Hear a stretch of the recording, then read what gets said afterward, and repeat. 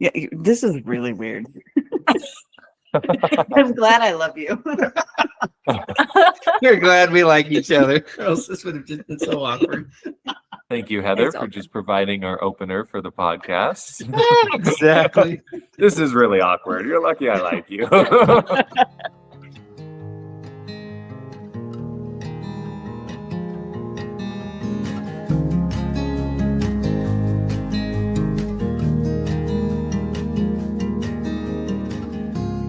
Welcome back to Bearded Bible Brothers. We're glad to have you with us today. Today we've got our better halves with us, as we've been sort of alluding to for the past few episodes. Alluding, threatening, whatever. We let them on even though they're non-bearded. Right. After we let your buddy John on and he didn't have a beard, all right, we can bring the ladies in.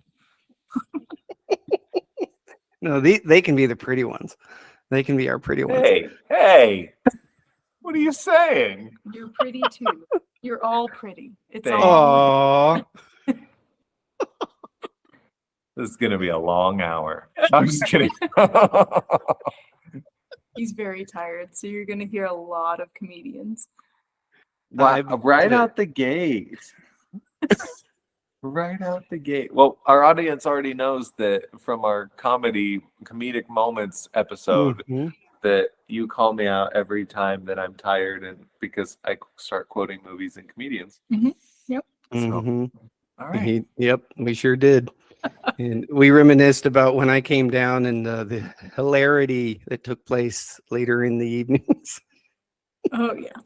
Yep. Always fun filled. So, but anyways, so I want to kick this off with an interesting question. Christy, what was one feature of his proposal to you that you liked so much? Ooh, I want to know what you were gonna say. I was going to say, I don't know that you can answer that without telling the whole proposal story. Then we might as well hear it. Oh, okay. I should have known I was gonna tell a lot of stories. Yeah. We have a lot Alright. of good stories together. Well, yeah. I'm just not very good at telling them. I beg to differ. Thank you. I beg and plead to differ. Let's see. Proposal. We went to where my sister lives in Tucson, and I think there was sushi involved. Is that right? Yes, it is. Okay. So we went out to sushi for dinner. Afterward, we went to this really cool place. I don't even know where it is in Tucson. It's kind of in the hill area, near Mount Lemon, maybe? Yeah, it's like up in the mountains. You were wearing a dress that you had bought earlier that day at Goodwill At Goodwill. because you hadn't brought any fancy clothes at all. I didn't think it through. And your sister was helping me to do the whole plan. So she's Yeah. like, "No, you have to buy a dress while we're here." So I should add, my sister was with us the entire time. So she went to dinner with us. It was really just supposed to be like a fun dinner out with my sister while we were visiting in town. So Okay. we all went to Goodwill earlier in the day. Which is not bizarre. No. We go thrifting and Goodwill hunting and all the time in Scottsdale or Tucson, excuse me. that too. Yeah, Scottsdale too. But Yeah. So we go up to this place. There's supposed to be really cool fire pits that they have there that overlook the whole city. And they wanted to time it to where we'd be there at night, so you see all of the lights of the city. And there was this point, we got a table and it was inside. It was kind of like a casino or hotel of some kind. it was like a big fancy resort hotel, Okay. no casino. Oh, well, where I grew up, that was like hand in hand. Touche. Sorry. So I excuse myself to go to the bathroom, and when I come back, I'm just, looking around, and my eyes happen to rest on this guy's cargo pants. Okay, I gotta set the scene first. Okay.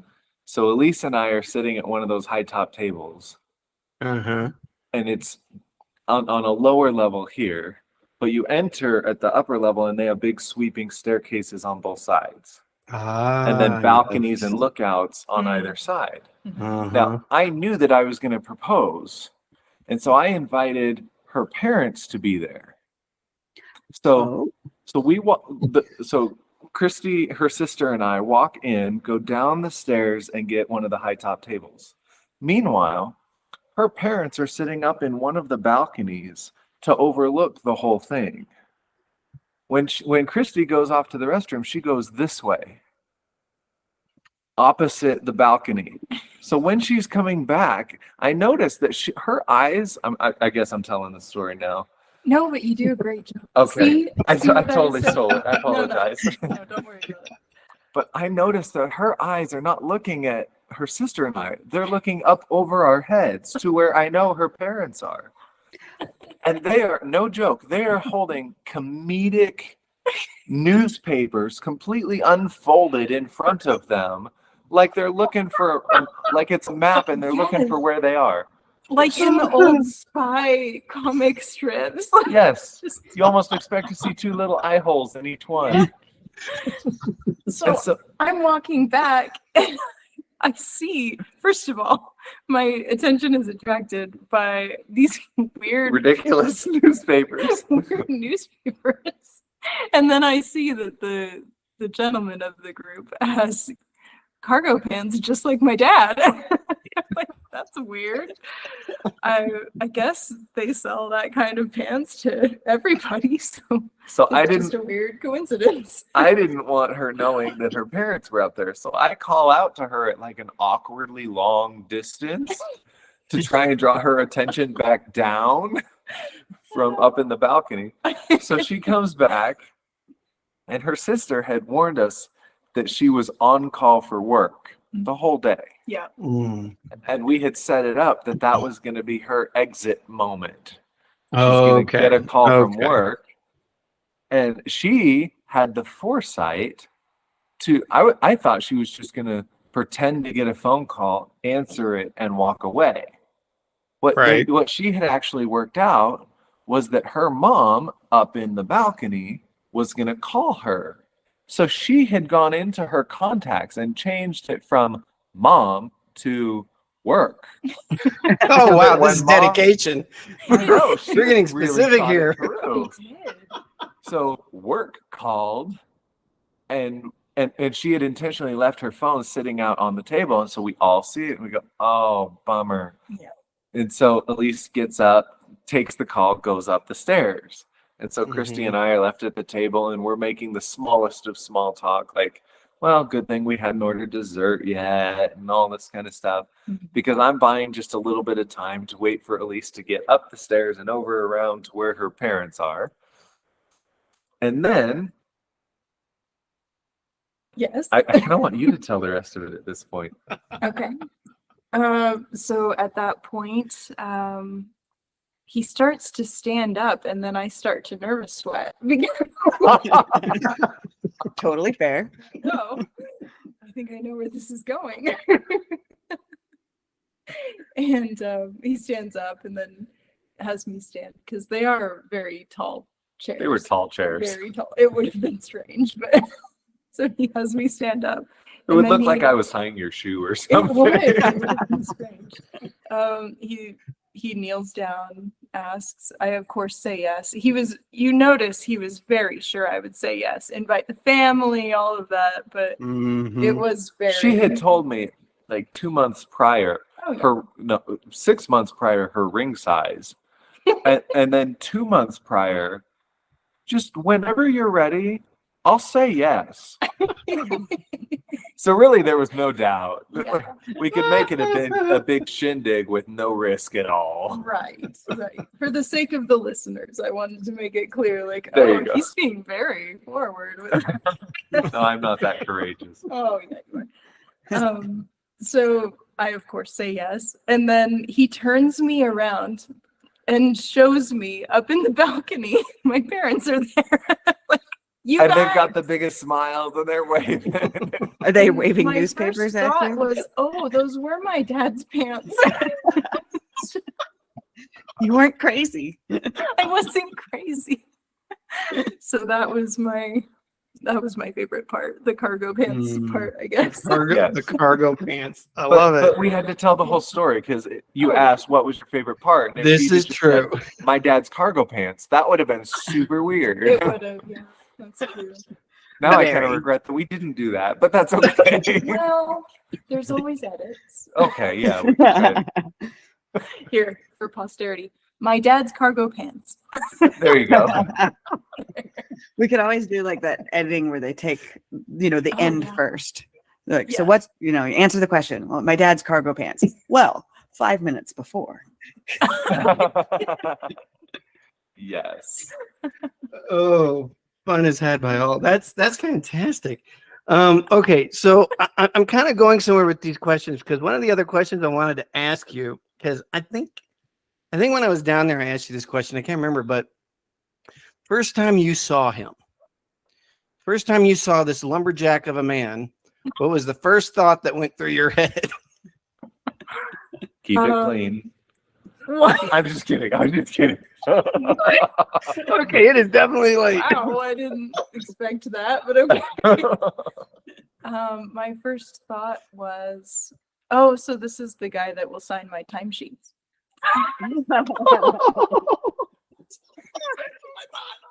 That's it. that's what I thought the answer was. Yes. Your honesty is so Fantastic. brutal. He was My dad's cargo sheets and my timesheet. cargo Cargo sheets? yes, cargo sheets. I just realized that as well. It's all right. Cargo pants. Mhm. Is that going to be the name of your memoir? Dad's cargo never mind. How about you guys tell a story? Because apparently I can't tell anything now. Well, we could tell the story of how we got engaged. You want to tell part of it or all of it or what? Not all of it. Okay, she'll tell her part of it, and I'll tell my part of it. Well, So hopefully you were both involved. we would certainly hope so, right? Let's see here, and we It was would a normal day that I had already scheduled plans with other people. right. This is true, Mm. and so Mm. I like things organized. I like knowing, like I have things. It's like, hey, I'm busy. I'm meeting with a friend. right. So go ahead. Okay, so for me, the day started. I was house sitting, and I headed out to go meet with her. And I got down the road a ways, and then I realized I'd left my wallet behind. And I'll explain the significance of that No, a but what about little bit dinner? later. Are you bypassing the dinner part? Because you didn't forget your wallet to go get dinner. No, I didn't. Okay. You want to include the dinner? Yeah. Okay, let's include the dinner because this is kind of funny too. Okay, so a few weeks prior, you gave something to my brother. Oh, no, it was actually before we were like dating. His brother Oh, was that was supposed to before we like dated, help me yeah. hang a ceiling fan, and I wasn't going to be there because I was going to be at work, but I knew I could trust the family. So I was like, here's a key because no one's going to be there. Might as just go hang the fan and I'll come home to a hung fan. Right. So I never had like gotten the key back. So somehow or another, he manages to get the key from his brother. So I never gave him a key to our first house. He literally commandeered access to my house. He just always had one. Yeah. Yeah, he just took it from his brother. I never gave it to him. Oh my gosh. Yeah. So then he came over and brought one of my favorite Well, restaurant foods over. yes, but so before when he got a hold of the key, the moment I found out about it, I said, okay, so I'm going to need you to agree with me on something. That when I say I need the key, that you just trust me and let me have the key. He says, I don't know, man. Are you going to be good with Heather? Are you going to be treating her well and all? I said, come on, don't do that to me. You know what I'm referring to. He goes, yeah, I do, which is why I'm trying to bust you up anyways. I was like, oh, okay, thanks a lot. So anyways, I told him the day prior, I need the key. That morning, I go to his house. He goes, "Oh, I forgot the key." I said, "It's here at their house, isn't it?" He goes, "No, I left it somewhere." I was like, "That's not cool, dude." So he's freaking me out thinking that the key's missing. And then lo and behold, he opens his hand and he says, "Man, you are gullible." And he puts it in my hand. I was Thank you like, for editing. "Yeah, you're welcome." And I was like, "Okay, cool." So I get the key. I was house sitting at the time for some friends of mine. And we had plans for we had evening plans for sure. We were going to go to a play. Well, what Heather doesn't know is that I had plans for dinner. So I managed to get Cafe Rio It and was Red Robin. oh, Red Robin. I'm sorry. You're Two of my right. favorite places. Yes, Red Robin and Cafe Rio.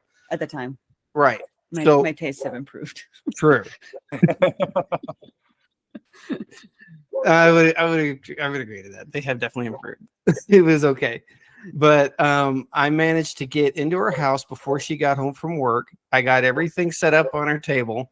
I locked the door and then I waited. And the moment she steps in the house, I could hear her gonna go, "What?" Because she can look from you can see from the door, the kitchen, the table. And so I had it completely laid out with Red Robin, a tulip in the middle of it. Oh, so sweet and romantic. Yeah, I said it. So somebody broke into my house and set up a dinner for two. Pretty much. Pretty much. So I come out from the kitchen area and I said, "Surprise." And she goes, I don't remember. Things got better. I remember those parts. well, she had plans to actually go hang out with somebody and eat dinner with them. But I had already arranged with them. And so they knew that they were going to be expecting her phone call. So they weren't going to be too disappointed. But they still got to have dessert, I believe is what you guys said. Yeah, we did something. Yeah. So we had dinner. She went off to hang out with her friends. And then I was going to come back later in the night to pick her up. And I was going to come over and then we were going to walk over, to a community outdoor theater. Yeah. Stage. It was like a mile away. It was in the park right by the condo. And so we had planned to walk over because it's a nice walk. Right. Nice.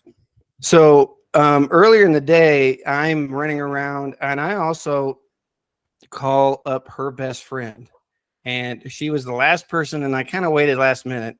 But I did call her and ask her, "Hey, do you mind if I ask Heather to marry me?" And she goes, "Well, it's about time." So, but one of the things I was noting about the day is that driving down the interstate, there was just so much wind going on. There was trash flying through the air, lots of dirt, lots of dust. It was kind of wild. So I get halfway down to her place when I realize my wallet's missing. Well, the importance of that is, and the interesting connection with that is that me and every one of my brothers all forgot our wallets the night we proposed to our wives. So it's just kind of this weird Marshall thing to where we just happened to leave our wallets behind. So in each and every case, it actually changed the dynamic of what we had planned. So we were going to walk. Well, I get there and we're going to have to drive at this point. So I get Heather into her seat and get her door open and get her inside and get her door closed. I go around and I open my door and I'm getting in and the blustery wind blew in my door, hit me in the head. My head went into the door frame and it started doing this, kind of like a pinball. And I slump into the driver's seat. My head just feels weird. I feel like I'm going to throw up. And she goes, "Are you okay?" I was like, "I think I need to take a second." So we just sat there for a minute. And I was like, Oh my gosh. We would have been late if we had walked. That was the dilemma now. True. Head injury or being on time. Yeah. So we I got us over there, and by the time I got us over there, I was not feeling well at all. So I called an aunt of mine who's a nurse, and she goes, "Okay, then there's 3 things you need to do." Okay, I said, "All right, what's that?" She said, you need to get some aspirin in you.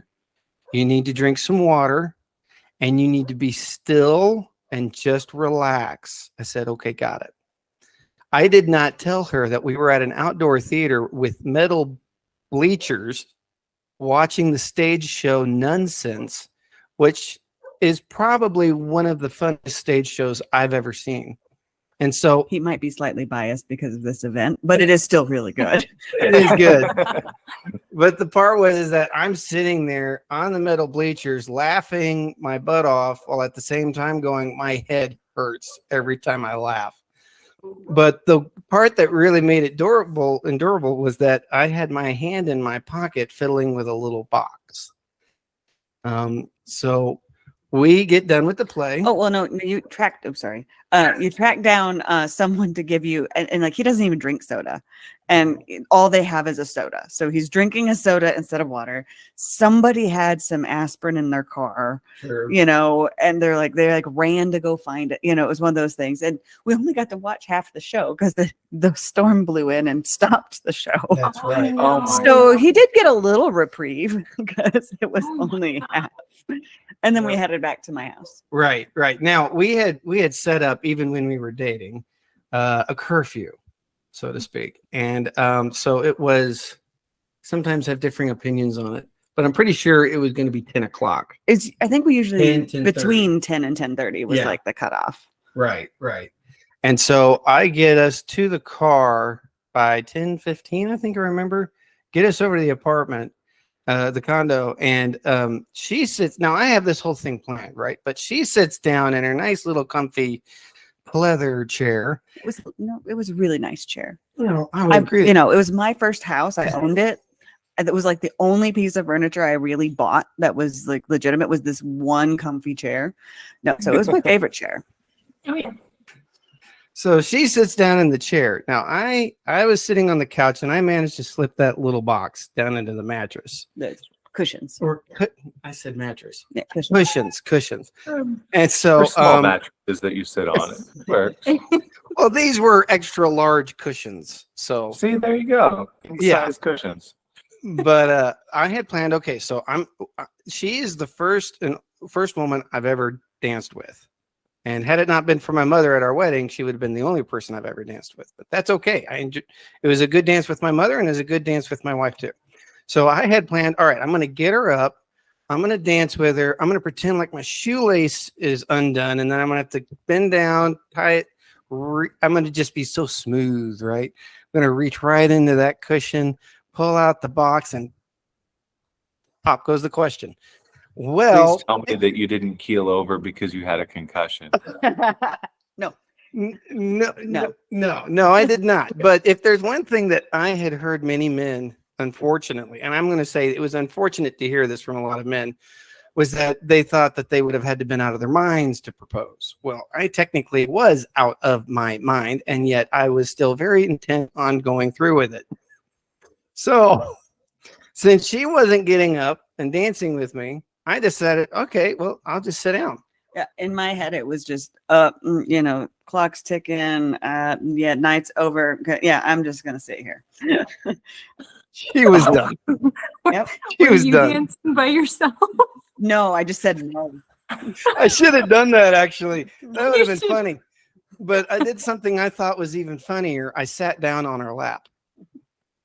Ouch. Of course you Oh did. my God. And then I You're asked her, romantical. oh, very, very. It's romantic. Thank you. Whatever. So I said, you sure you don't want to dance? She goes, I can't.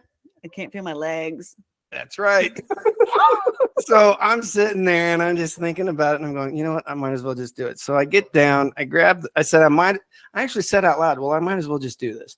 I get down on my knee, grab out the box, open it up and says, Heather, will you please marry me? And it probably took maybe 10 seconds for the look on her face to actually change to, oh, yes, I will. And why is that? Because I was incredibly surprised, and I'm not often surprised. Kind of like you noticed your dad's cargo shorts. Like, Yeah. I'm usually extremely observant and find the little pieces along the way, right? Like, it's really hard to surprise me. I'm the person who can look at my kid and go change your clothes. That's what you wore to bed. And they're like, how do you know that? I'm like, 'cause I just remember. I just know. Like there's just things I just pick up on and I see, and it's just really hard to surprise me. So the fact that I was surprised me. So I truly stunned her. I asked her to marry me, and she said yes. And what would have been me leaving minutes later turned into a midnight departure, because we were on the phone with so many people. Because even her best friend said, "You better have her call me when you are done." I said, "Yes, ma'am, got it." So we had all sorts of people to talk to that night, and it was absolutely fantastic. We had a lot of fun. Yeah, but like you guys, like we had already discussed marriage. We had like figured out the whole ring thing. We had already like all of that was already established. So it was just a matter of when, not like Right. will she say yes? Yeah. We had already agreed. We were actually looking in antique shops, actually. And we just couldn't find anything we really wanted, because what she wanted was, No, I didn't know what I wanted. you wanted something with red. No, you decided that that's what I wanted, and I agreed. And then you said, Because I liked it. Because I didn't know. I was not the That's person the who summary like of marriage, ladies and gentlemen. like I One really party didn't know what I decides wanted. The other party wants, and the other one's like, yeah, all right. I had no idea. I was not the person who dreamed about wedding dresses. I was not the person who dreamed about rings. He's like, well, you want a ruby, right? And I was like, oh, that'd be pretty darn cool. oh, Like, you know, yeah. hold on. I gotta take issue with something you just said. I don't dream About that wedding sort of dresses thing. and Oh, what? okay. What did I? She You did had say a about dream. wedding dress. Oh, yes. You did have a dream. Oh, don't go there.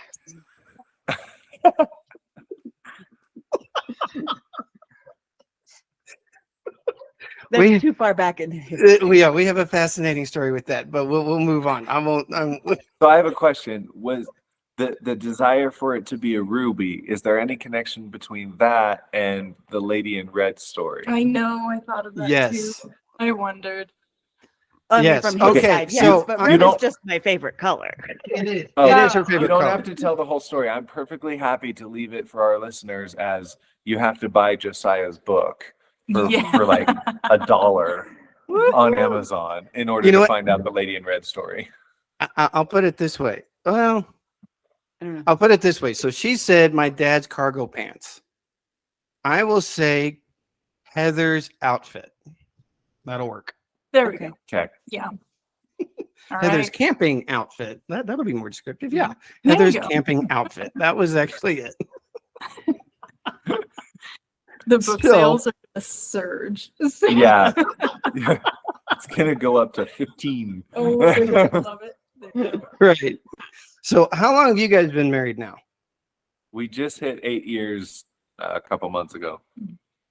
Mm. And you guys And- are in your teens of years, right? Yeah. We just celebrated 13. Just a few. You just What? became teenagers together. Teenagers. Oh. Yes, we did. Yes, So indeed. your wedding can have a bar mitzvah. Or a bat mitzvah. Oh, yeah. I'm looking forward to the day that we are married longer than I was alive without us being married. Oh, yes. Yep. Yeah. So that would be 25 years for me. Mm-hmm. Cool. Oh, Yep. yeah. Although it's kind of funny because when you get married and it's maybe been just a few, I remember doing it on our honeymoon, looking at you and saying, I cannot remember my life without you. Yeah, the weird like superimposing yourself in like their history. But like I don't even know how it works, but like my brain does it. Yep. And there I was at your first steps. It's like, you know, we're watching I some took this videos. photo at your graduation. But it feels like that. It feels like you were there in some weird way. Yeah, Like that's not yeah. really explainable.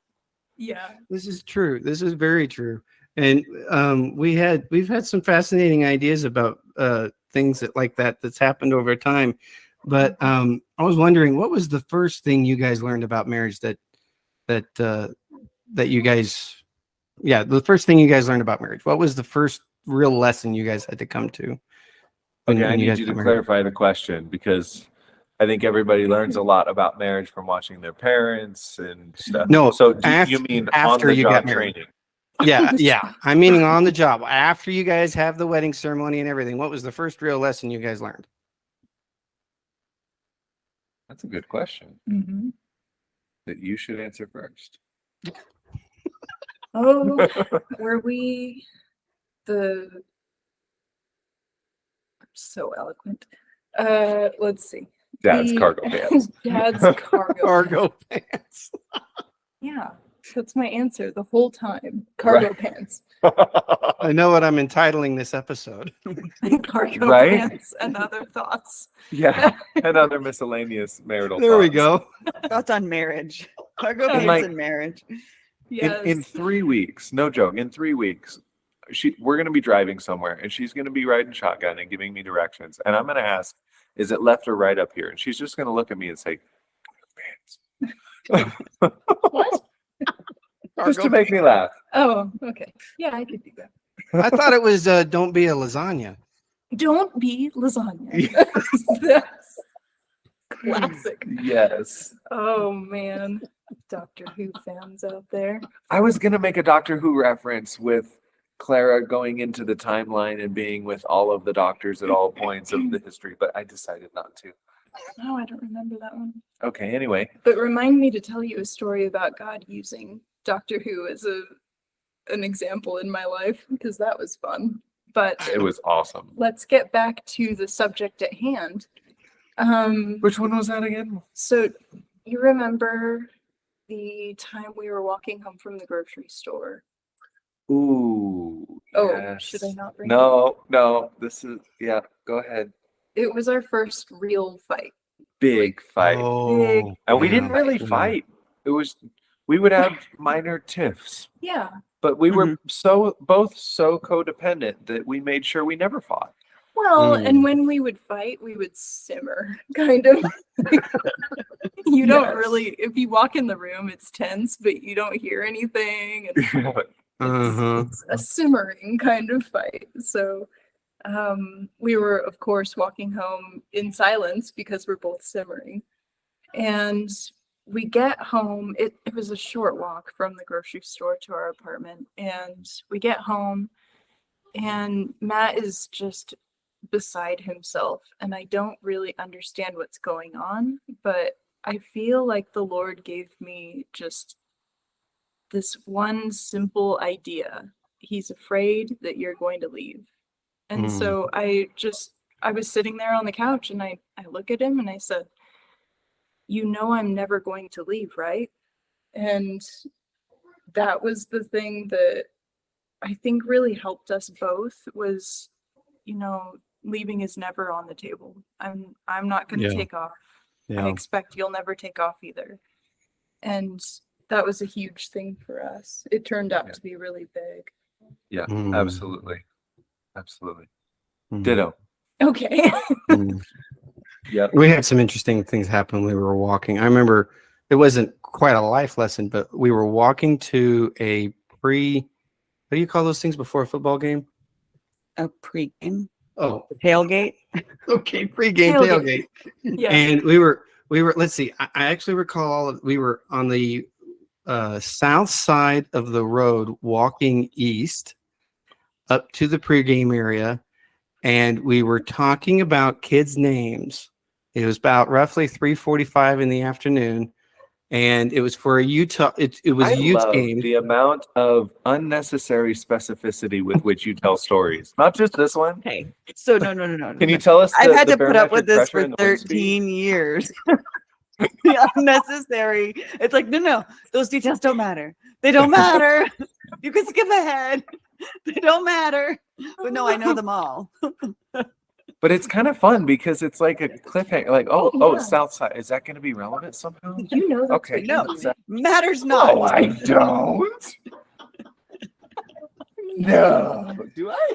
A little tiny bit. Because whenever you're telling me a story, you choose a cliffhanger point to like backtrack a little bit and fill in a little detail. Oh, but I do that And on I'm just like, purpose.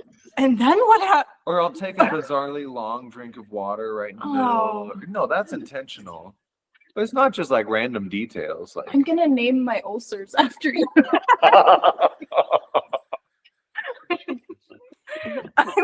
This Somebody one is else. husband. This one is Matt. This one is Danny. This one. Okay, we totally hijacked Sorry, your story. sorry. It's okay. Apparently, it was 3:45 in the afternoon. Okay.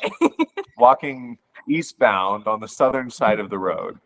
Yes, matters not. And she's naming my tumors.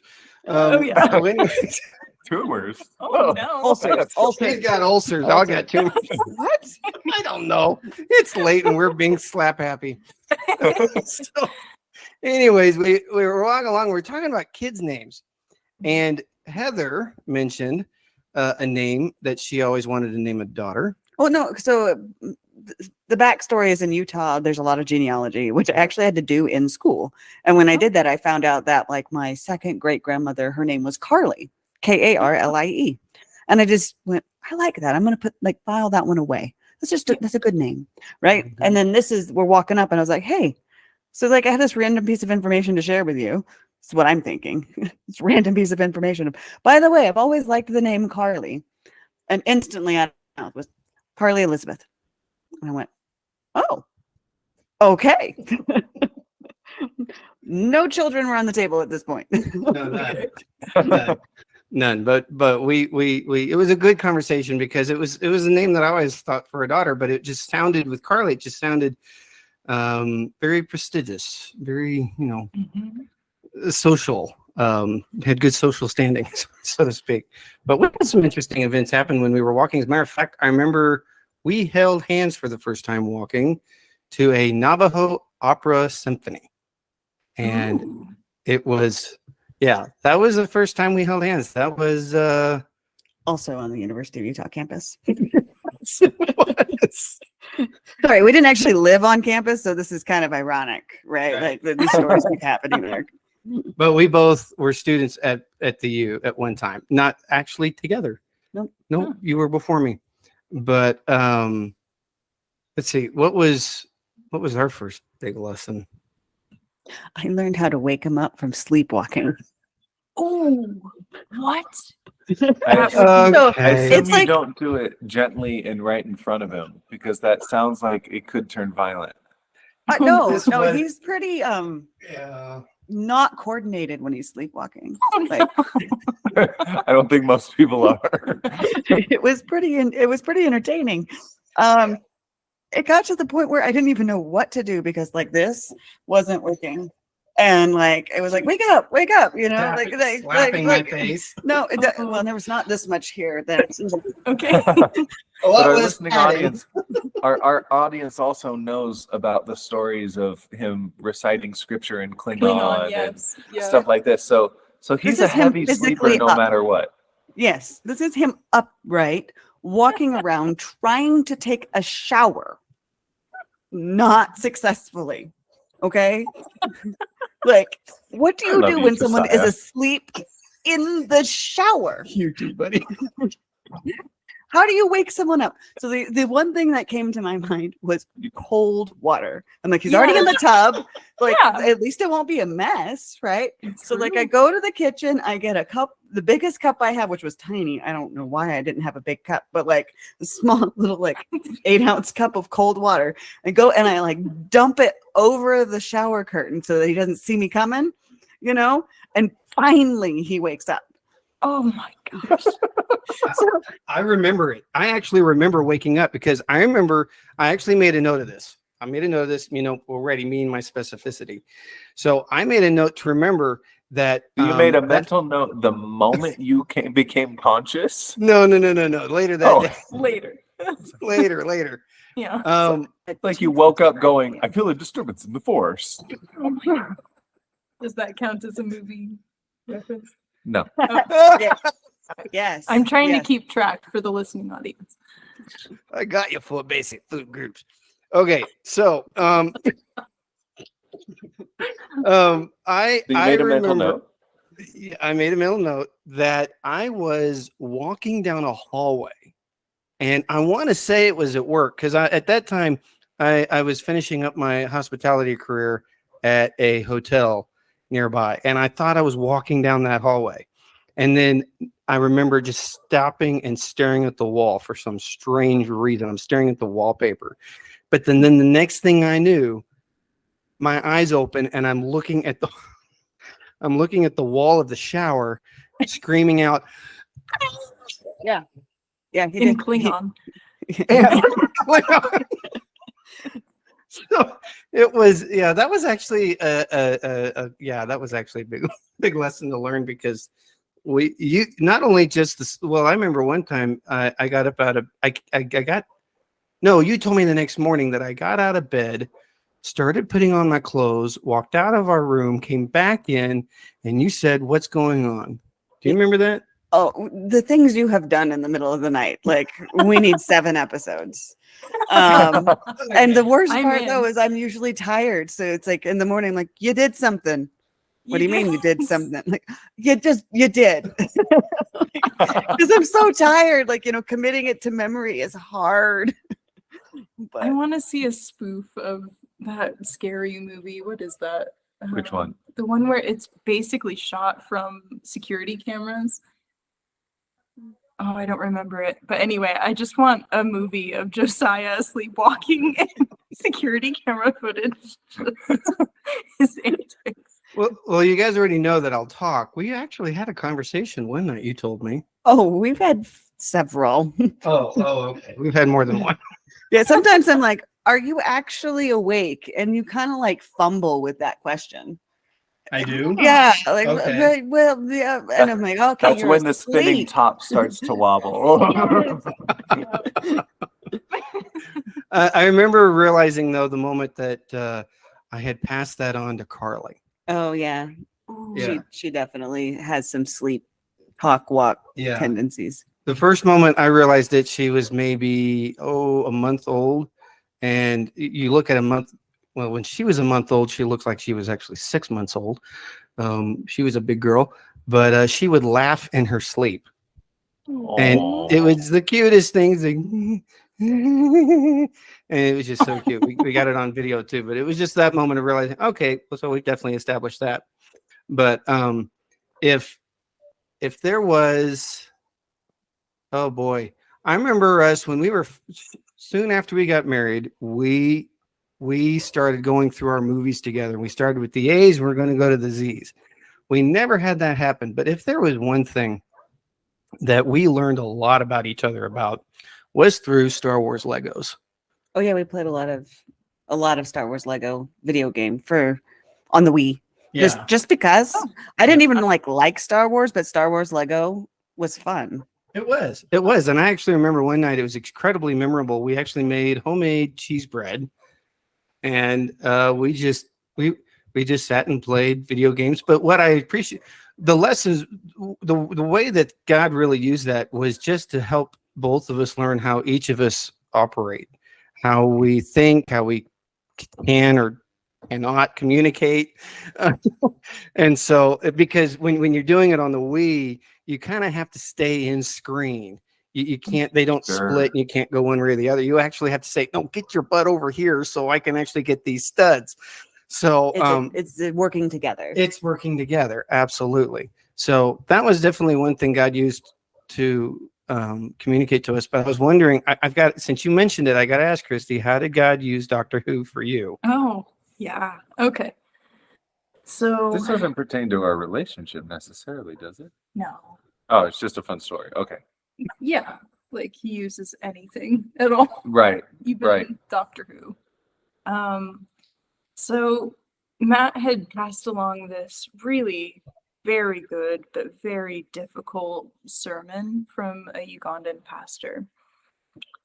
Oh, this was recent. Yeah. So I'm along for the ride here. I don't know where this is going. oh no.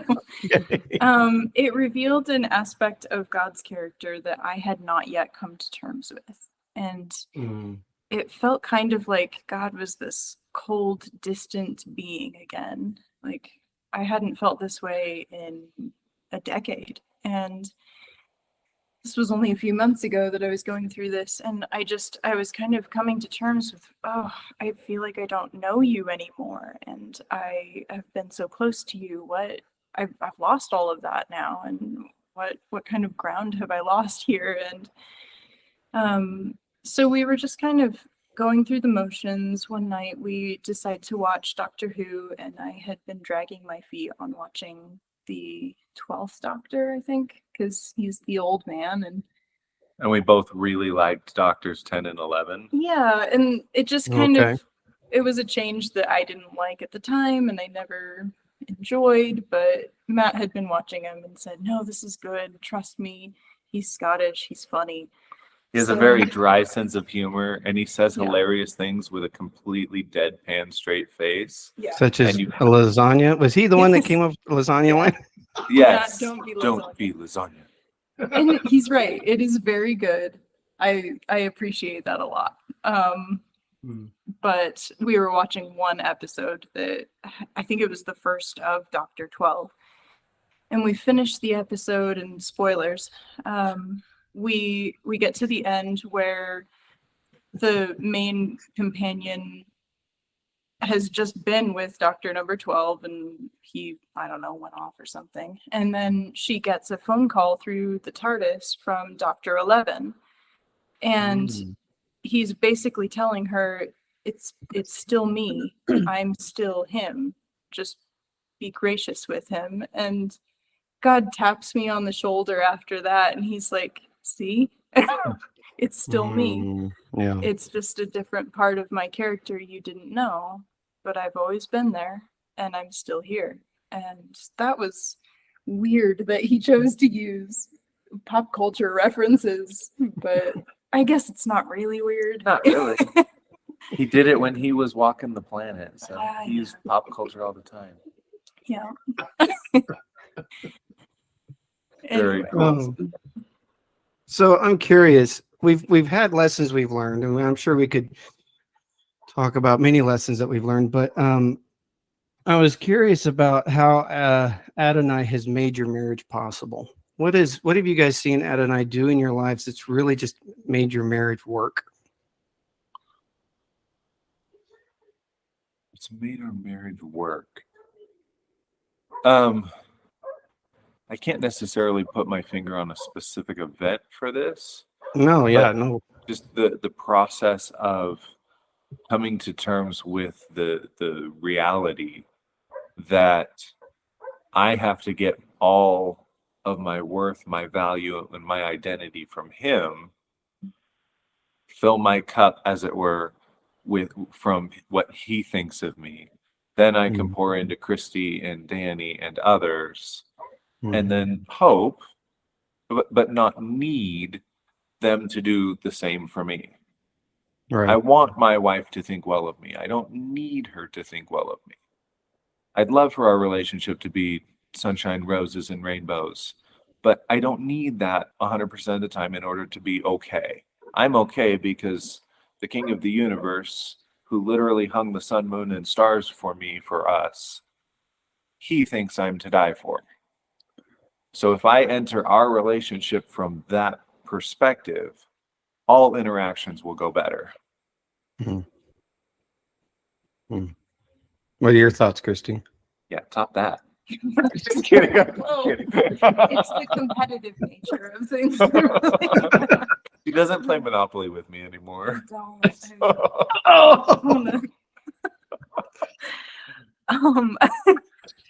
I think I did this the other day, but I was mad at you for something. I don't know what. Justifiably, I'm sure. Whatever it was. It wasn't actually. Oh, nice. I know. Way to go, me. I was walking through it, and I was thinking to myself, he doesn't know about this. Why am I having this fight in my head? And it's not even his fault. Like, what am I doing? And and I realized, oh, okay. I've put him on the pedestal again. He's being a bad god, and that's not helpful. So I took you down from that and put God where he should be. So Good thing I'm afraid of heights. I don't like being up there. yeah. Put him back. Oh yeah, I always do. How about you guys? Sorry, that felt really close all of a sudden. Sorry. You tell. I'm really ready to hear. I was thinking to me it's foundational. the core of who we are is centered and found in who God is. And like he is like that just starts and finishes all of it. And because of that, like every time things are hard, it's like you go back to that point where you know that God is the center. You know, we don't work unless we're in communion with God and in communion with each other. And it's what keeps things going, because things aren't always great. You know, there's other things in life. It has nothing to do with like necessarily strife between us, but like life can be hard for a lot of reasons. And knowing wholly and completely that God is at the center of what he has established in us. We were doing premarital counseling with this pastor, and he asked a question, and I looked at him and said, I don't know how you could ask that question, because my answer is going to be in the negative. And he says, well, then that's not a good thing. So I said, well, if I'm going to take the question, would we still get married if God wasn't in our lives, as some sort of qualifier for us getting married? I think it tends to betray reality. It betrays the reality that takes place when God actually comes into our lives and makes the changes that he has made, or else I would not have been in the place where I first saw her, or she wouldn't have been in the place where she first saw me. And as a result, it's all the more foundational in that I am who I am because of God. And I cannot, if you're going to ask me if I would do something without him, I can't really process that, because he's such an integral part of my life. And integral to our relationship the whole time. Oh, absolutely. One of the things we did when we first started, well, we weren't even dating. We were conversing. AKA pseudo dating. I've named this period of time. We had some serious pseudo dating time too. Yep. Yeah, you ask anybody when I describe it, and they're like, you were dating. And when he describes it, they're like, I don't know what that was. So there's a whole story behind that. Oh, I bet there's several. But suffice it to say, one of the things we would do is just talk. I remember it was in February of 2009, and it was I think it was a Sunday night. No, it was a Tuesday night. Tuesday night. Okay, more specificity. Never mind. I'm at work and I get this call, and it just happens to be downtime, and it's her. It's like, what are you calling me out of the blue for? It's like, this is the weirdo Heather Baker calling me. I'm going, what does she want? And there's a whole story behind that. I love her dearly. So we talked for an hour, and it's not just, it was some of the pleasantries, just how you doing, all that jazz. But she called me again the next night, and then after that, the third night, I called her back, and we spent the next several weeks just talking back and forth on the phone. We'd still see each other at church and everything, but we hardly ever watched anything. When before we were dating, and even when we were dating, we were always wanting to talk about all the difficult subjects too. Like, how do you think about money? What do you think about retirement? What do you think about insurance? What do you think about kids? How do you discipline kids? How do you, what if you can't have kids? What do you do if your family member needs care? the 1,000 difficult situations that you could possibly get to, we had talked about them. Yeah. Like the 101 questions to ask before you marry book. You guys didn't even need the book. Yes, correct. And unlike Gabriel Iglesias, otherwise known as Fluffy, alcohol was not involved. Neither was a camcorder. So we have all sorts. I don't know that reference, but okay. I knew I would get that response from the ladies. Gabriel Iglesias has a joke to where if you're going to get to know somebody, you guys get drunk together. You start a camcorder as you record the conversation. That way you have this to draw back on when you're sober and you're able to actually confront each other. That's how you get to know one another. That's how Fluffy thinks it goes. But no, it was always conversation. And I would actually change that. I would also add to that question one other thing. What has been one of our greatest strengths is our communication. Yes. Imperfect, but yes. Yeah. Oh yeah, very imperfect, but still that's been one of our marriage's greatest strengths.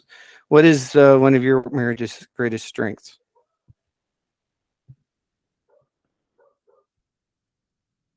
I have to answer this like a job interview. Like, Take a weakness, make it a strength. But it's really a strength. And Yes. I have no idea. A humble response. Oh yeah. I don't know. There's almost we're both recovering codependents, so almost our compulsory need to resolve conflict quickly. That's actually served us really, really well. Yeah. Okay.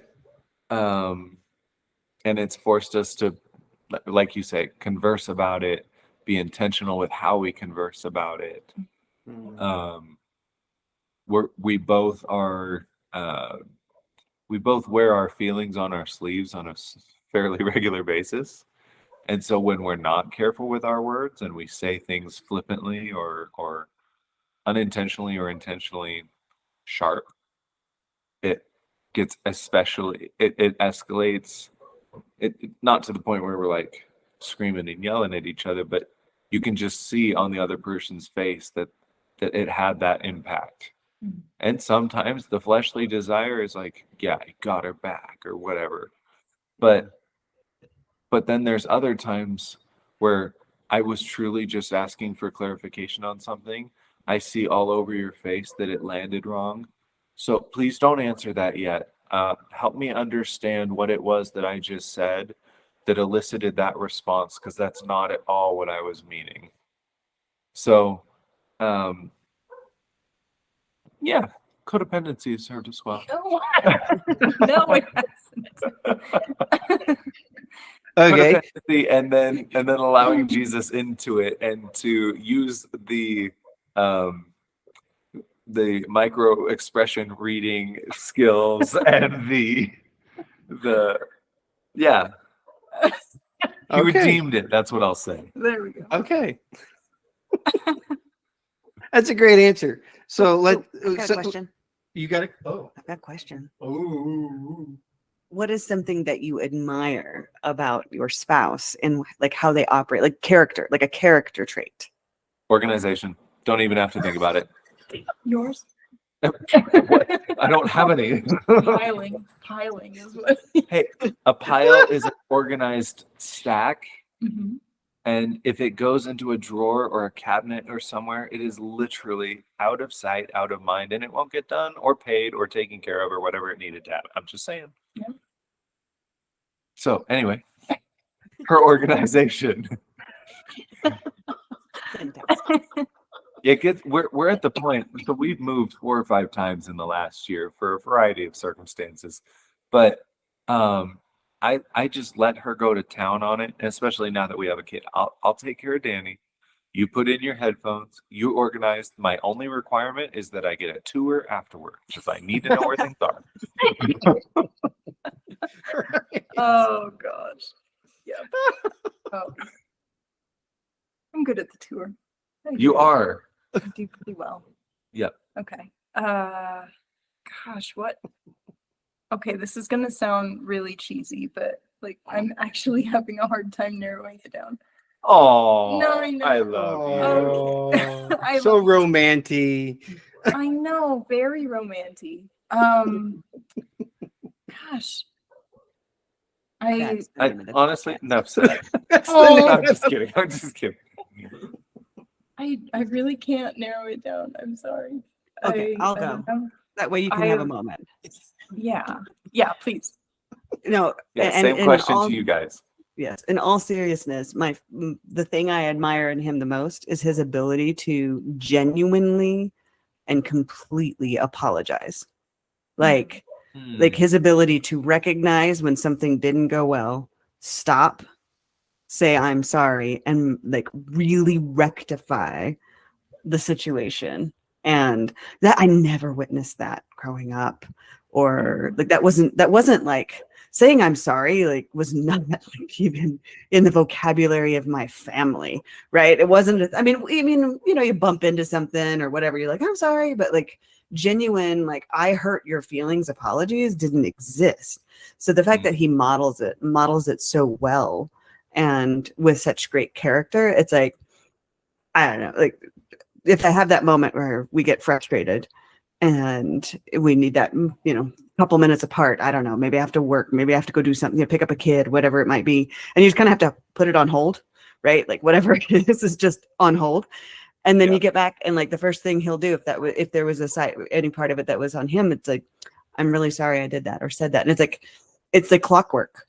It's amazing. And it's so genuine that it just floors me every time. And it makes like any disagreement so much easier when, you know, like you can apologize to each other afterwards. Yeah. So I've learned a lot from that as well and try to do more of it, although I am a work in progress. You go next, Christy. No. Josiah, go next. Well, there's a few, two especially. One of the first strengths I saw in her was her consistency, and it was interesting how somebody else saw it. My dad, having had 5 kids, whenever one of us got interested in somebody, he would take initiative and go and start asking people, hey, what do you know about such and such? Well, Heather had been part of a church that we became a part of. My extended family did before I did. And so when we were getting very close, he asked me one day, so what do you think of Heather? I said, well, I think she's an extraordinary woman. A woman with extraordinary strength and consistency. And I have, and there's great reasons for that. And he said, well, I did my thing. It's like, okay, so what'd they say? He said, well, Josiah, you know how I go to 20 people. I said, yeah. Well, I went to the 20, and usually there's 3 out of 20 usually who have something a little on the negative side to have to say, like, well, they could improve in this way, or if they were, this is an issue where they have maybe with time. He said, I got to the 20 and not a single person had a single negative thing to say. So I actually did something he never did with any of the other in-laws.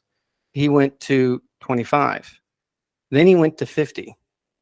Then he ended up asking every single member of that church very quietly, just very carefully, hey, what's your thoughts on Heather Baker? And he said, Josiah, I have never in my entire life ever had an opportunity of knowing a person such as Heather Baker.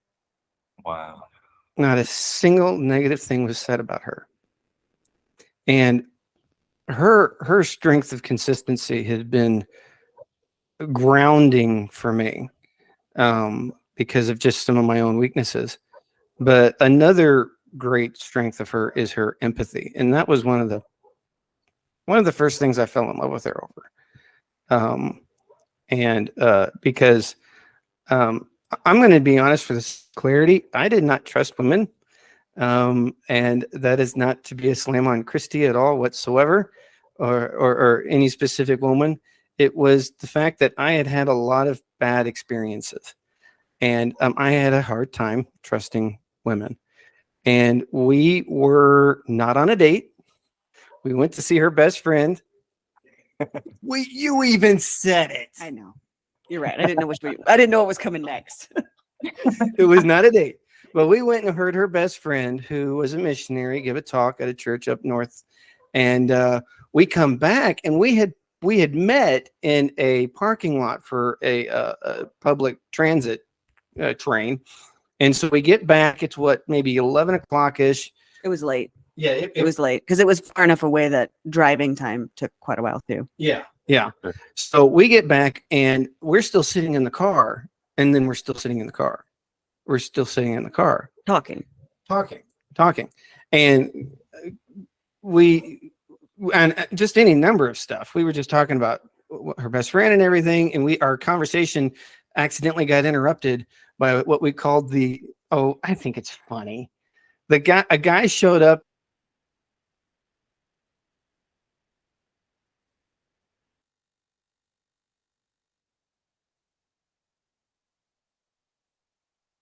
And he said, "Oh, I go around at night and I find grocery carts. I take them back to the stores and I get a small little bounty on them." I was like, "Oh, okay. So you're the midnight cart rider." He said, "Yep." So here's what's funny. So this is like him being him, and it's very eye-opening. We're talking in the car, doors are shut, right? Which isn't the greatest part of town. I wouldn't have been there if he hadn't have been with me, kind of thing. But what he does is he sees this guy with the cart. He's like, hold on. Opens the door, stands up. Hey, what are you doing? Like cross the parking lot. Oh, I collect carts. Like this is him, like introducing himself like crazy. Another thing that he does all the time. Yeah. But that night, after telling her some things I normally wouldn't have told anyone, woman, man, didn't matter. It just wasn't stuff I usually share. She started crying. And I had never seen somebody react to me in my experiences like that ever. And it was the deepest form of empathy I'd ever experienced from anyone in my entire life. And yeah, so sorry, I can't keep. Okay, you got another question? No. Okay, well, I've got one last question. What is one of you guys' favorite shows to watch as a couple? Clarify. With or without our child? Because we watch a lot. That's a very good A lot question. of Phineas and Ferb. And those are great shows. So Okay, yeah, so with child and then without child. That was Okay. so weirdly put.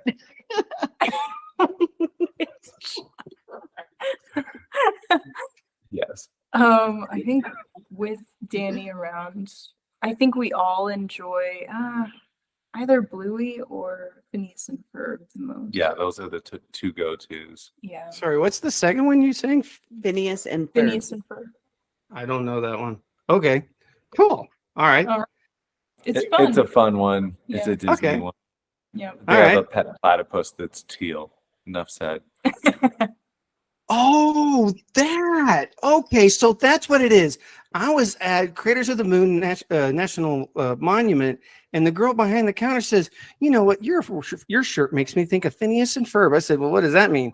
"Well, you've got this very. I usually wear my hat, and it's like that." And she said, "You got a duckbill hat with a shirt. You could be whoever it was off that show." I was like, "Okay." Was one of the most random things I've ever been told in my life. But, Oh, okay. You're welcome. Okay. Yes, thank you. It's a fun one. When Danny is not with you, you watch. We used to watch a lot more TV. Yeah. Now we put Danny to bed and go, "You want to have an early night?" Yeah. We just go Yeah. right after that. So, but we used to binge watch quite a bit. Now we watch some Doctor Who. Yeah. We just kind of got through a phase of watching. I always get the name wrong. I always call it Tim the Toolman Taylor. It's Home Improvement. Home Improvement. That's the one. It works. Everybody knows what I'm talking about. Yep. So we watched, I think, 8 of the 10 seasons of that or something. I think there's one. Well, we nailed it. There you go. So we watch comedies. We like British humor. I know not everybody does, but we like British humor. Not a lot of reality TV. Yeah. Yeah. We went through Sherlock. That was pretty good. Oh, the one with Benedict Cumberbatch? Uh-huh. Yes. Yeah. Okay. Okay. And Martin Freeman. Okay. So, yeah, that's my In our glory days. we answer, used to non-answer. watch- Yeah. Yeah. Part of it's like, what have you not binged recently? So you can be I binging it know. right now, right? Like, Yes. so Yeah. for our family time, I would say the family's go-to is either the show Reba Yep. or Home Improvement Uh-huh. or America's Got Talent, because I can't Okay. stand what's the America's Funniest Home Videos. I hate that Oh, one. yeah. I can't handle that one. I also don't do the whole like YouTube scrolling thing. Like that's not my thing. Mm. Like Okay. it just, and it's funny because America's Funniest Home Videos came out long before YouTube, but it has the same air It's the about same it. Same thing. Yeah. It really is. Well, you may not do the YouTube videos, but you definitely do the DIY Shows. news Yeah. feed. Eh, Mm. News feed. I mean, and next thing I know, I get dozens of text messages going, "Hey, honey, wouldn't this be great?" But that's not family time. So when it's just us, what do we watch? Okay, so I was going to actually comment that Reba has probably been. It's kind of a toss up for Reba and Home Improvement being number one with our kids. Okay. Because We've been through Reba more times, so I think it wins. I would agree that we watched Reba all the way through at least 3 times now with the kids, and that one's the one that we all laughed just so hard with. Van is such a Jim Carrey for television. So, anyways, let's see. So we have done Star Trek. Mm-hmm. We're currently doing Covert Affairs with Piper Perabo.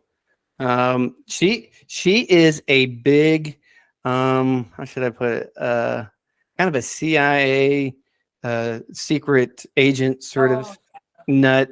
I bought her a James Bond kind of style Yeah. things. Yeah, I bought her a box set of the James Bond DVDs, Oh. and so she really enjoys that stuff. Like fake crime, not real crime.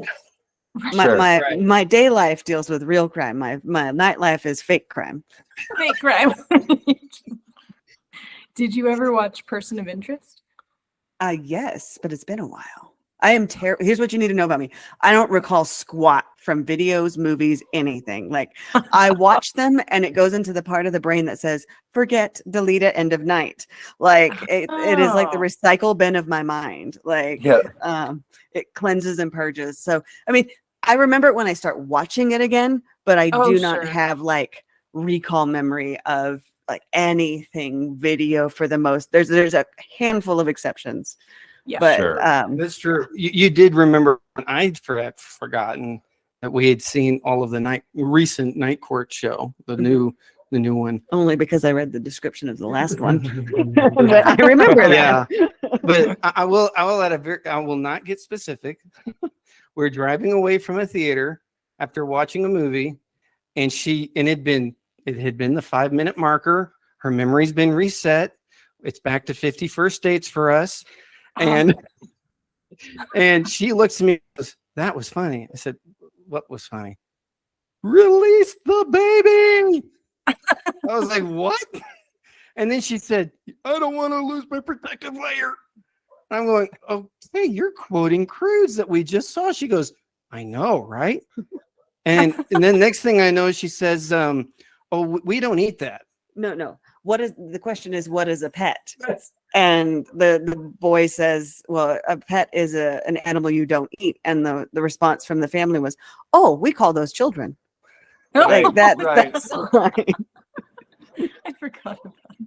Those are was my a 3 great lines. movie. That's like Yep. the only 3 lines I can quote from virtually anything ever. Ooh. Oh, I've got a question now. What is the last movie that you guys saw together in theaters? Oh darn it. Okay. Wait. No, have we been to Lewiston Theater together?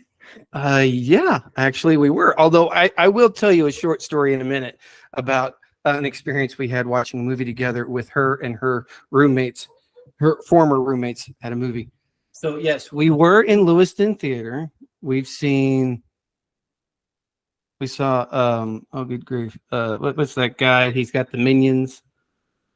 Despicable Me, Despicable Me. some number Despicable Me 3. I Yeah. think that was the last movie 3, we saw 4. together. I don't know. Yeah. I didn't know they had a 3. Okay. Yeah. Well, I think there's I have- 4. Yeah. oh my gosh. There's a movie just about the minions. And so Oh yeah, the there's a Minion total of movie. 4 of them. Rise of Gru, Rise of Rise of Gru. That's it. Baby Gru, or Child Gru. Okay, no. So we have our little $2 theater in town. You can go for Okay. $2 a person and get a popcorn and a drink for another $2. So like it's like an $8 date night, but we fantastic. have not gone Yes. just the two of us though. I can't remember the last just the two of us movie. Oh, darn. Maybe when we were at my. I mean, I couldn't tell you. All right.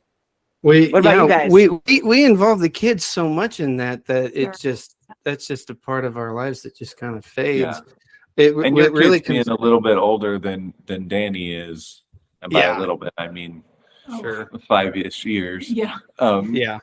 They can go So- watch more stuff, and they can stay entertained in the theater the entire time, and so that makes Right. sense.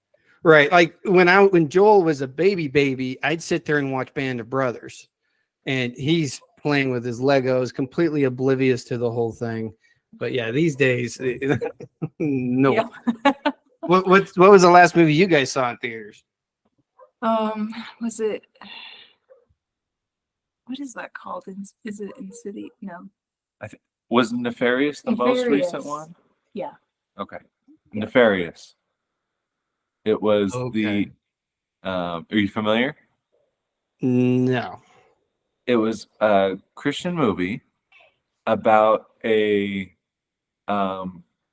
prisoner on death row, and he was to be executed at midnight. And so they were sending in the psychologist or psychiatrist to do his final evaluation to make sure that he's in his right mind and can stand the punishment for his crimes. But the twist is the psychiatrist is an atheist, and the inmate who's sentenced is demon possessed. And so the demon through this dude is having a theological smackdown with this atheistic doctor, and it was very well done. Pretty darn good fair depiction of demon possession without it being like super weird, like The Exorcist or Sure. no heads are spinning around. There's no projectile vomit or anything. That's Yeah. it's fairly accurate to what demon possession can look like. Hmm. A couple of small theological, but for the most part, it was a terrific movie. Good and suspenseful without being scary. Yeah. Well, I guess the last question I'm going to ask is, do you guys want to have any more kids? What? Yep. Sorry, that felt very personal. We've known each other long enough. We can do that. That's fine. Okay. Okay. We do. Yeah, no is our answer, by the way. Oh, okay. We get asked fairly regularly, so it's It's fine. true. We're so used to Okay. it by now. Forgive me, audience members who might consider that a personal question. But we've enjoyed our time tonight. This has been an absolute blast. We're glad to have our better halves on. Thank you, Christy, Yep. for joining us. Thank you, Heather, for joining us. Yes. Thanks for not embarrassing me too much. Anyways, so if you have any questions, comments, or your own thoughts on some things we've talked about tonight, please feel free to message us at beardedbiblebrothers@gmail.com.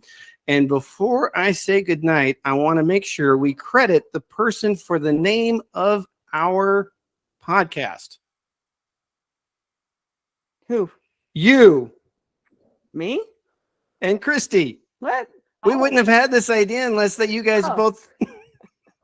The idea to do the podcast. No, it Got wasn't. it. It was definitely Christy's idea to do the podcast. You definitely went, yes, let's do that. Then you said you should name it Bearded Bible Brothers. And Christy said, that's a great name. That's what you should do. And so here we go. Remember most of that. See how So good we- we are? We don't even know. So You we want to two thank. nailed it without even trying. Yes. Yeah. So we want to thank our sponsors. Thank you, our sponsors, for making this show happen. And we look forward to our next episode. Take care.